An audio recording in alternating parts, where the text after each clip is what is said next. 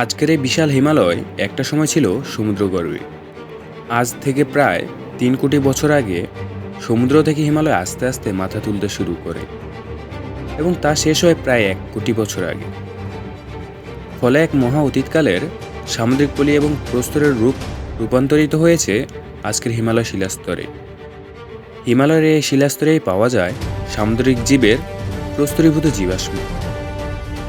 কালী গণ্ডকীয় নদীর উৎপত্তিও এই হিমালয় পর্বত থেকেই। হিমালয়ের শিলাস্তরে পাওয়া যায় অজস্র সামুদ্রিক জীবাশ্ম, যা জলের স্রোতে ভেসে এসেছিল। আর এর মধ্যেই অ্যানোমিনিয়াম গোষ্ঠীর শিলাভুক্ত জীবাশ্মই হল সনাতনীদের পরম পবিত্র শালগ্রাম শিলা বা নারায়ণ শিলা।